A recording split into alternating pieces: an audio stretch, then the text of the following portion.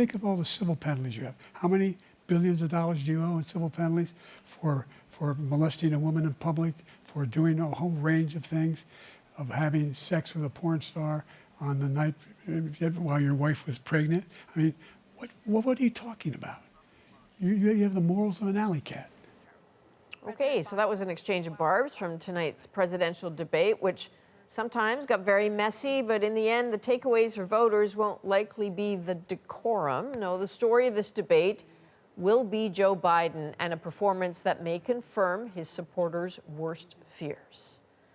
So let's break down the key moments of this debate. Our senior correspondent, Paul Hunter, is in Washington. Atlanta Journal-Constitution D.C. correspondent Tia Mitchell was at the debate, and Brian Stelter, special correspondent for Vanity Fair, is joining us now from New York. So, Brian, I feel compelled to start with you here. I'm just so curious, what was it like to watch that? Brian and then Paul.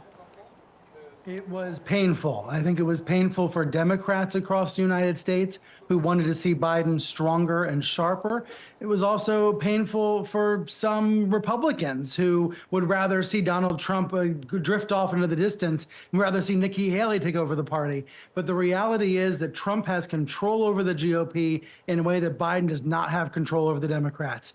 Most Republicans ended this debate feeling better about their candidate. Most Democrats came away feeling worse. Nikki Haley, who I just mentioned, is on Twitter tonight predicting that Biden will not be the Democrat on the ticket by the fall. And right now there are active conversations in Democratic Party circles about whether it's possible to replace Biden.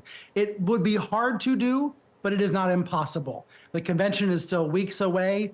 And honestly, the levels of concern, the levels of panic in the Democratic Party are off the charts tonight. Paul, from your vantage point in Washington, what did that feel like? Well, here at the Bureau, people were looking around each other like, what, right? Because Biden was supposed to come out of the gates gangbusters because everybody knew that's what he needed to do to respond to all the he's too old, he's too fragile stuff. I mean, you know, echoing some of Brian's stuff, I mean, here's the question. I mean, I don't mean to be harsh here, just realistic. How can Joe Biden and or Democrats broadly even make the case that he still deserves the nomination? His stated reason, right, if you recall, for not being a one-and-done president, the one-term wonder who felled Trump in 2020, his stated reason to run again, as the oldest ever to do so, was because he believed and he convinced other Democrats that he's the only Trump beater out there, right? Look at the 2020, look at the midterms. Can he do it again? People would say, well, just watch me, he'd reply, to borrow that old phrase. But after this, you know, effectively speaking, meltdown tonight in terms of performance, it's legit for Democrats to freak out, as Brian was saying, and to say, okay, we watched you. Plus, there are only 4 months to go. Plus, it's neck and neck, but probably tilting slightly Trump's way even before tonight. Plus, Biden's low approval ratings broadly going into this. And this kind of political amnesia that seems to have spread across so much of this country that's seemingly set aside much of what everyone disliked about Trump after those 4 crazed years. And now, this performance tonight. Indeed, is it doable to find someone else at this stage? That is the question many Democrats are asking tonight. Tia, I saved you for the last on this particular question because I think you have a unique perspective in that in Atlanta you were in the spin room during the debate. I think you bolted there after the debate to get a feel for it. So how did both campaigns react to this? So I think my spin around the spin room was very telling. You know, again, I got there about 20 minutes after the debate ended. There were several Trump surrogates on the spin room. A couple of Democratic surrogates had already left. When I was there, there was only one Democrat remaining on the spin room floor. He is not someone who is on the Biden campaign, but is a Democratic activist in Georgia. And he was telling the media that it might be time to replace Biden as the Democratic nominee. And that was the only person even remotely speaking as a Democratic supporter at that time. Now, others will come and go, but it is very telling that Democrats are in a tough spot. Now, I do want to say there is a universe that maybe Joe Biden can rebound from this and convince voters that he just had a bad night. But that's going to be tough because tonight reinforced their worst fears. That is what he did, is made it harder for himself to convince voters that they should give him a second term in the White House. Tia, that blows me away that the one Democrat left in the spin room was spinning the message that maybe he should go. That is not what the party's playbook should have said that person did. And Paul and Tia, can you have a listen to these two separate moments from the debate? They're both about the president's performance tonight. Making sure that we're able to make every single solitary person eligible for what I've been able to do with the COVID. Excuse me, with dealing with everything we have to do with. Look, if we finally beat Medicare, and I'm going to continue to move until we get the total ban on the total initiative relative to what we can do with more Border Patrol and more asylum officers. President Trump? I really don't know what he said at the end of that sentence. I don't think he knows what he said either. Look. Tia, you put those two together. That's how a lot of people are going to watch this debate, right? They won't have watched the entire thing. They're going to watch it in snippets like that. What's the effect of that, do you think? Yeah, it's bad for Biden. And Trump was able to take advantage of a bad moment for Biden and say, look, this guy doesn't even know what he says. He's hard to follow. I can't follow him. There were people at home. There were media like me in the spin room trying to follow Biden's train of thought. And that particular exchange was very indicative of his troubles staying, losing his train of thought, losing his words, appearing low energy. Now, again, to be clear, there are snippets we can take of Trump struggling to have a coherent and accurate message as well. Those will be played too. But it's two different narratives about these candidates, both bad, but again, probably much worse for Biden. So to your point there, I actually wouldn't mind, why don't we take a look at a moment that seemed to go relatively well for President Biden? The idea that I did anything wrong relative to what you're talking about is outrageous. It's simply a lie, number one. Number two, the idea that you have a right to seek retribution against any American just because you're president is wrong. It's simply wrong. No president's ever spoken like that before. No president in our history has spoken like that before. Number three, the crimes that you are still charged with, and think of all the civil penalties you have. How many billions of dollars do you owe in civil penalties for molesting a woman in public, for doing a whole range of things, of having sex with a porn star on the night while your wife was pregnant? I mean, what are you talking about? You have the morals of an alley cat. Brian, does that moment help him, or is it too late? It does. It does help Biden around the edges. It probably hurts America's standing in the world, because how embarrassing is it for our friends that are watching this in Canada to see Americans debating who had sex with a porn star at what point. Like, this is depressing. It's dispiriting. America can do better than this. That's the dominant feeling that we see in polling.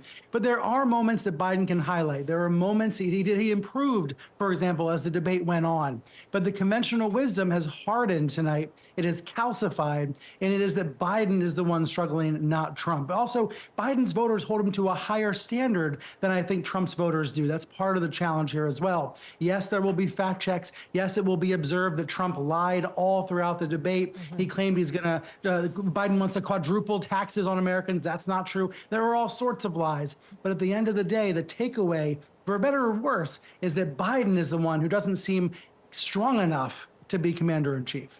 So, Paul, we're having this conversation. I mean, it's still June in American politics. It's really not until October that people are like wipe the sleep out of their eyes and really get into it.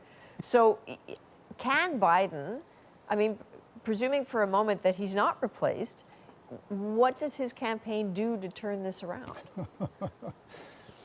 The question is there anything that they can do? I think is maybe more apt. I mean, you're talking about how people consume debates and see snippets of it here and there instead of watching the whole thing. Well, I watched the whole thing. We all just watched the whole thing. The only thing we're talking about is that bit where Biden lost his train of thought and just went silent for 5 seconds. We think back to the first debate last time around, and it was, what does anybody remember, right? It was when Biden turned to Trump and said, "Shut up, man," right? This is that thing from this one. We can talk about the points that Biden scored off of Trump, and he said malarkey, and he said he's got the morals of an alley cat and all that. All anybody's going to remember, I think, is that bit where Biden proved, or seemed to prove, what everybody kind of thought, that he's too old, that he's too fragile, that he doesn't have the mental acuity for the most powerful, most significant job on the planet. What do Democrats do now? I mean, it all comes back to this thing we've been talking about since it ended, Adrienne, right? Which is, can there be a plan B? Can we go to nominee 2.0? He's not the nominee officially yet, right? So is there time? Is there a way to do it?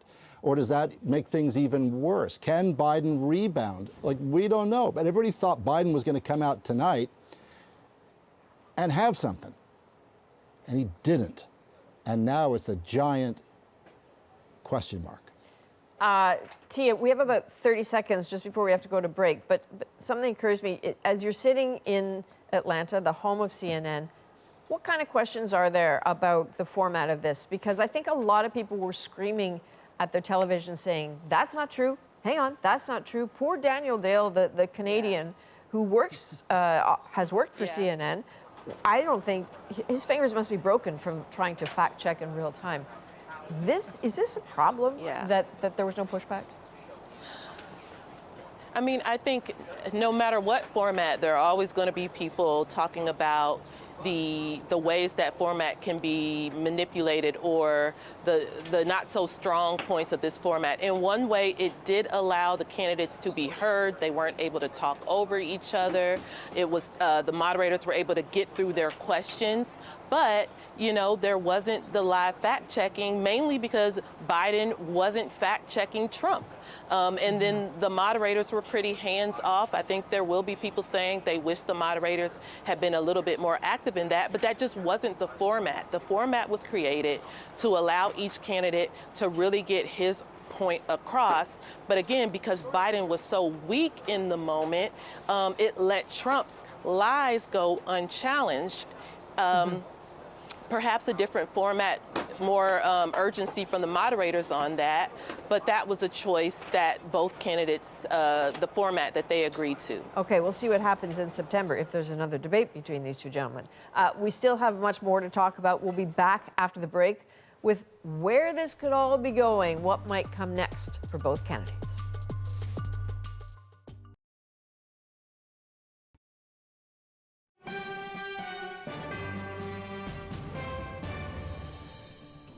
With less than 5 months to the presidential election, tonight's debate mattered. So let's get right back to the analysis from our panel. Tia, if I can start with you, the conversation about replacing Biden, I mean, mechanically what happens there, if it were to happen, how would it happen? So technically, Biden doesn't become the nominee until the delegates make their votes official during the Democratic National Convention, which is in August.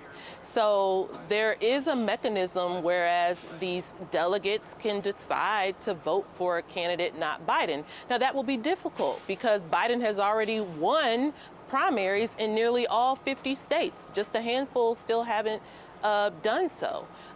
So the question is whether there will be a conversation in the Democratic Party about getting states to talk to their voters and kind of start the process of freeing the delegates to select other candidates.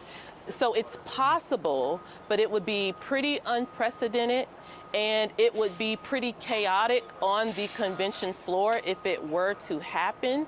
And it would leave a lot of voters, quite frankly, disenfranchised if they think, wait a minute, we had a primary. Biden is our state's candidate. Biden has won every state. We don't want to replace him. So it's possible, but it would be a rough go within the Democratic Party. Well, that certainly explains some of the claims online, some of the early tweets that simply say, release the delegates. That's clearly what they're talking about. Yeah. Brian? Yeah, and again, the delegates are bound, but anything can, they're assigned, but they could maybe go rogue. Not go rogue, but they could maybe decide to do something else but it'll be difficult.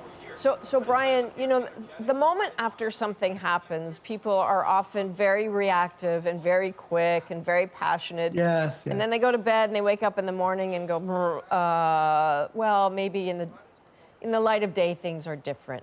What is your gut about what the light of day will tell us about this night? I think the light of day tells us that both these candidates are so supremely flawed, but the Republican Party is on board with Trump's brand of demagoguery. They're on board with his age and all of the flaws that come with his age, all of the nonsense that comes out of his mouth. The Democratic Party is not on board with Biden to the same degree. It is true that some party delegates, some average voters, very much want to reelect Biden. But for the most part, what Democratic voters have been told is Biden's the one who will beat Trump. And what tonight demonstrated is perhaps that's not the case. Perhaps you've been sold a bill of goods. Perhaps Biden doesn't have the fire within to beat Trump. So ultimately, this is going to come down to two people, Barack Obama and Jill Biden. Do they believe that Joe Biden should continue? What will they advise the current president to do? And I'm not trying to be overly dramatic here because you're right. Democrats tend to freak out at any given moment. They're quick to press the panic button. Tonight's different, though, because of the tenor of the conversation and the extent of that conventional wisdom. You have Republicans, Democrats, all united in their view that this debate was a failure for Biden. And he was the one that wanted an early debate in order to change the narrative. He has changed the narrative, but in a way that's hurt him, I think. Paul, I have just about 30 seconds for you left, my friend. Sorry about that. But Trump will be picking his vice president soon. Is there anything in that debate that suggests to you who he might pick? And I don't mean pick his vice president. I mean pick who he'd like to be his running mate. Yeah, I didn't see anything. I mean, it's good guessing game. Marco Rubio, you know, J.D. Vance. In a sense, it doesn't matter. If you don't mind, I just want to pick up on something. I think the key thing here tonight is what does Joe Biden think about tonight, right? Can Joe Biden look in a mirror, right, and say, you're the problem? And now I know it. We talked a long time ago, Adrienne, about whether, you know, someone would come up to Biden some time ago and say, hey, job well done. Thanks for that. Time to step aside. Let's play the long game here. He didn't do that because he believes he's the guy to beat Trump. Maybe now he can be convinced that he himself is not the guy, and that would change everything. Brian Stelter, Tia Mitchell, Paul Hunter, thank you so much for joining us.